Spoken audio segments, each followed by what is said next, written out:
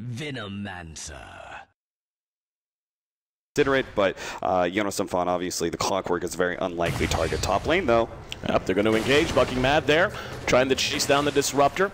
Okay, with him, and they've got to be careful. Who's going to swoop in the gyro? They may get him, and there's actually going to be the glimpse that sends him back, and that actually created a bit of a problem. However, they will be able to follow it up. Rocket Barrage is there. Kinetic Field traps him in, and the TP out will make it just a 1 for L, but nonetheless, a very, very good kill for Well, top, Hanskin's going to be caught. Loda actually trying to chase him down, but now the TP out. The glimpse is going to be able to stop that. Good catch, just a bit over aggression, and I'm not sure, was too focused on the tiny play, but I'm not sure how Ake didn't get the glimpse. Maybe he actually hit Static Storm and wasn't able to tether, but they catch both. Well played. Up there in that top lane, and the relocate's completely ineffective. There's a glimpse on Mad. He's sent back away. Looks like they wanted to engage the Johannesson fan. There's a toss that's going to end up catching the Viper. Static Storm is down. Lotus Khan in it, but he is doing good damage. Ake not so lucky. He will end up dying, but great Poison Nova from Bulldog as he caught 2 of them. And it looks like they should be able to track down at least one. Fiend Script's going to be used. There's a glimpse on Mad, but it didn't matter. Triple kill for Bulldog. So the question of whether or not he could really behave like a core answered with an emphatic yes. 4 for 1 in that exchange. That's what Alliance needed to restabilize. They had gone through this period of about 7-8 minutes of really just coming out on the back on the bad side of fights. Now they're able to take a Roshan off of this. What a gigantic swing. There's another double damage for Loda. So this, I mean, they were guaranteed to take Roshan here anyway. Just means that they are going to be able to take it very efficiently and then move on to farm up real quickly. I don't know. I felt like that was kind of the obvious maneuver, right? They're going to split push you at the top lane, and they may just fight you. So you need to put the Disruptor there in the top lane. I don't know why Gyrocopter of all heroes was the first one to go off, because obviously once the Gyrocopter leaves, of course, that seals Alliance winning or could be the comeback. Lotus up front. It's going to be popped. They know it's coming. Oh, they got him. Beautiful force stab puts him in no man's land. Cooldown's there, and Loda's going to end up losing his Aegis, but it is an Aegis. In the meantime, Alliance trying to fight uphill. Tough road to hoe as they're losing a lot of the health. Now, Johannesson fan with the cogs basically separates them out. Loda back up off of the Aegis. They manage to track down Era, who is separated out. In the meantime, there's a glimpse back on the Loda into the kinetic field. He's not going to be able to survive. Viper Strike slows him down. Can't get back to the safety of his team. Era still doing good damage. Not enough, though, as he does end up dropping the Pycat. In the meantime, we've got Johannesson fan trying to pursue out Ake and Pycat, and not going to go as they know they don't have the damage behind it. And they certainly didn't have another hook. So it ends up being a 3 for 2 favoring Nip, but honestly, it's better than that. It's a 3 for 2 including an Aegis on Lotus. So big win for Nip that time. So watch this fight that's going to be. They're going to see a replay here. This is very chancy for Alliance. Let's see if they've got anyone in position to stop this. Ake knows he has to get out. And Lotus just going to BKB go right on to that Ogre Magi. Manages to bring him down. Now we've got Era trying to pursue out Ake. Loda in the meantime, though, having his BKB kited, and he's unable to do much of anything. They're kiting him so well because of the Viper Strike. Ake's still alive, just barely by the skin of his teeth. He's going to end up dropping in the Viper behind the fight. Now Era coming back to re-engage, and Loda's going to end up down. Bulldog gets off the Poison Nova. Too little, too late, however, as the damage is done. Viper does end up dead. There's another on-point glimpse. Bulldog going to be the next to drop. 4 for 2, and with Era still standing, he's got the life still. He may head into the pit, and he will. Going to be an Aegis for the first time this game, going to Nip. Pycat throwing out some random arrows, just seeing if he can catch anything, but of course, against 3 heroes, potentially, like the Satanic Gyrocopter is going to be full HP. You've got Urns to keep Ninjas-In-Pyjamas up to full health as well, so they're excellent play. I mean, that was a good read from Clockwork to be able to throw the hook, like the Rocket Flare, into the pit. You knew Moonlight Shadow was used. Excellent play by him, and the rotation, just managing to get there in time. I think they were very fortunate in that regard. Another thing is that's significant. Oh, nice jump. They're going to be able to get Mad. That's a huge kill. Oh, what a gigantic. Oh, no, he nightmares himself, buys a little bit of time. They're still going to pick him off. Mad is so essential in trying to deal with any kind of high ground push from Nip, because that's going to be the best opportunity you're going to have to try to hit that full duration Fiend Script from a weird angle, especially onto Era. For now, though, they give up Rax. Oh, man. They have to give up Rax. I think there's no play where they actually fight this one out, but Clockwork's going to try and catch him.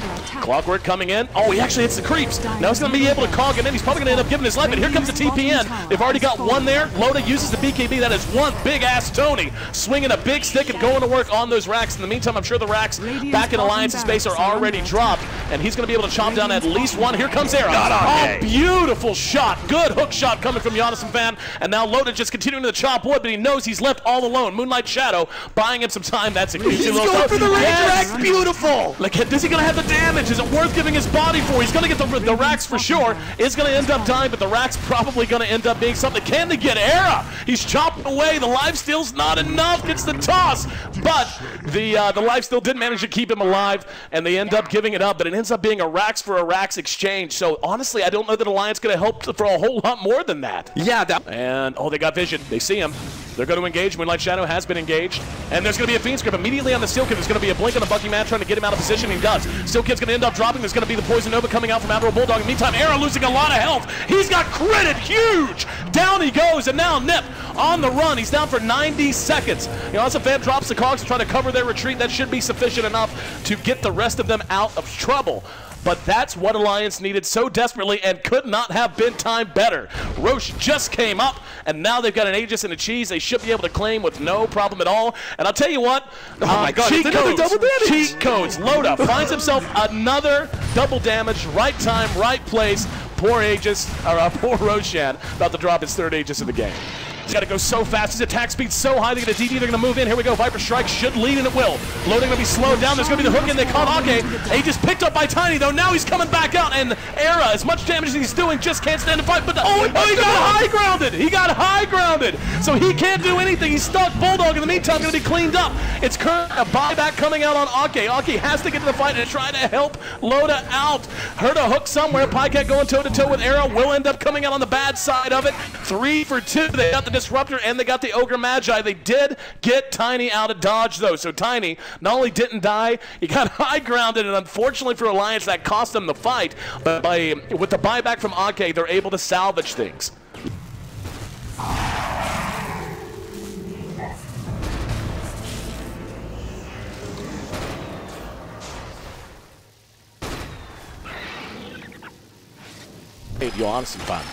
All right, Alliance. Hook.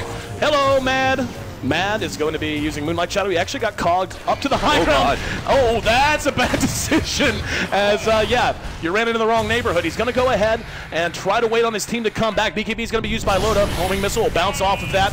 Beautiful Poison Nova out of Admiral Bulldog. Got a handful of them, but he's still being kited. Has the Aegis, is going to end up feeding it amidst the Static Storm in the kinetic field. So they still end up losing the Bane, and the follow-up fight has not gone their way. BKB going to be used by the Viper now. He's being chased out. Era trying to kite him and doing a great job. It's so effective using that Poison Strike. They've got to relocate. Ake needs to be able to save Loda soon. He's getting kited quite heavily. And Loda still very low. Has oh my God, he's through! Are you kidding me? The runes for Alliance, absolutely bonkers. They're going to be able to continue to pursue this out. Force Staff is there. They catch Arrow with an avalanche. The right clicks bring him down. How do you win a fight when literally the best play is kiting a Tiny and he picks up a haste rune that gets right there at 16-2 minutes? Unbelievably unlucky. Ninjas-In-Pyjamas now going to have to fight this with a buyback. They might have just lost the game. I don't think they can. Without the Viper, how can they fight? The Viper's that's the most important hero in kiting Loda, the most important hero in being able to manage these fights. They're going to lose this rack for sure. NKB just completed. Fan trying to buy time. Kinetic Field's going to be there, but it doesn't matter. Loda's chunking away a quarter of the health of these buildings with one big swipe. Going to work on Era. Era's back up. There's a buyback on Johannesson now. And that's going to be enough to force them back, but the damage is done. Oh, they needed more. They needed to catch something. Hanskin, he force-staffed himself into trees, and now he can't get a glimpse play. Hey, production, I want to change my MVP vote to Rune. Just the runes. I want to pick. Oh my God, they're gonna take the range racks. It was the only thing left. Mega's now up. Oh, Ninjas-In-Pyjamas. You should have seen that one coming, but they gotta be on tilt. I don't even know what you like.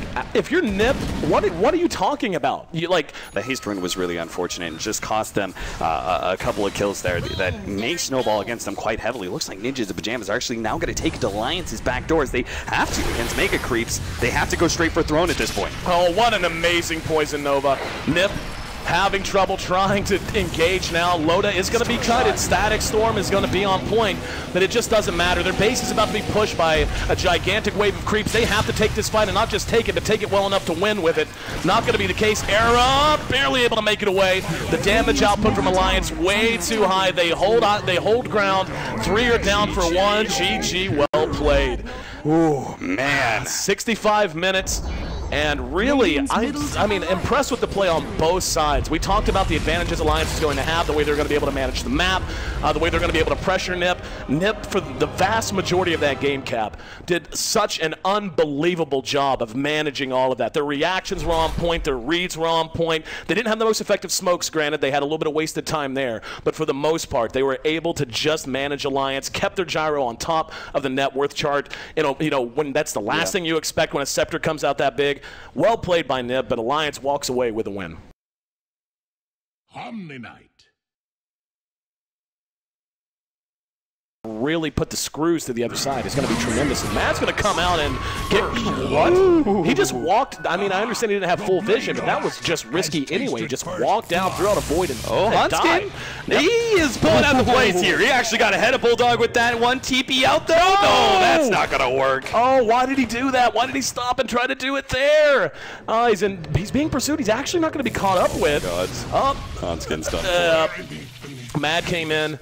I feel like he maybe could have tried to juke the trees a little bit, maybe had a little bit of a better chance, but all in all, was in a bad position to begin with. So 1-1.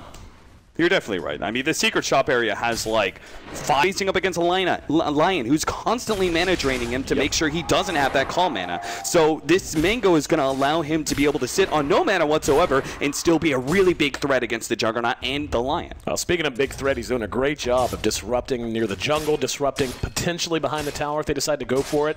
Didn't see what level the Omni is, but he's actually gotten a fair amount of experience because they've been able to play so far forward. Yeah, he's level 5.5. That's wow, big combo! There's that combination, and now they're going to try to turn it around. They should get Steel Kid here, and they will, but certainly going to be a much bigger kill on Loda there. Jonas is going to turn it. He's going to turn two-man call. No, he almost got them both, but instead, the greed. Oh, he's actually going to make it away because of Hanskin again. There's going to be a glimpse back now, and Era is there. That's a big rocket barrage. Sonic Wave to help seal the deal. 3-2. Ninjas in the right place at the right time. Hanskin, the playmaker, coming in, not only saving one of his own teammates, but making that sequence happen. And those are the two cores. They managed to get Loda, and they got the Leshrac. Gigantic sequence for Nip. And even if he's not completely successful, just making sure Alliance has to contest it and spend time doing that. There's a missed hook, by the way, from Bulldog, and that might end up hurting them. It's a void to follow it up, and Ninjas-In-Pyjamas getting a little too far out front. Steel Kid's going to be there. Guardian Angel, they're going to try to turn it around. God, what a turn! That was so beautiful. Oh, the good call, and ka-chop! Down he goes, Steel Kid right there, Sonic Wave to come in, gigantic plays, blowing Alliance out of this bottom lane, and if they're not careful, blowing them out of this entire early game. They get another 3 kills on the board, they're pushing the tier 2. Alliance has got to be scrambling right now. How do you get things back online? You know, I was looking at that situation going like, you know, Samvan, do you actually want to dodge the hook here? Because you can totally turn this. Oh, Hanskin going to get blown up right away. Sorry, buddy. No matter how well you play as a disruptor. But they may be able to keep their rack standing. Yeah, that was, I think, Bulldog just like forgetting about the fact he was playing against a disruptor. And Knight just got caught again. Man. Hanskin on point. Hello, another dunk. Slam City. And they just forced 2 buybacks. Normally you would be like, all right, let's be happy to back up, and yet then they find another pickoff on the Clockwork, who that's a dieback. So now they're going to be able to take the racks as well here, or at least force a 4 versus 5. Well, they just have such body, and good 2-man call. There's going to be another call down. Guardian. Oh my goodness, Alliance melting in a hail of bullets. The Guardian Angel on the shoulder of Ninjas-In-Pyjamas. Triple kill for Era. Buyback on Lesh.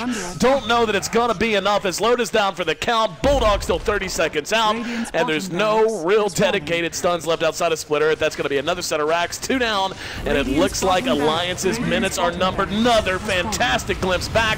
Mad's going to end up dying while he's caged in the pin, and we can see Pycat doing what he can. Doesn't matter. GG. Well played. By the time all said and done, 30 kills were tallied, 25 of which belonged to Nip. Hell of a game, and they split the series 1-1.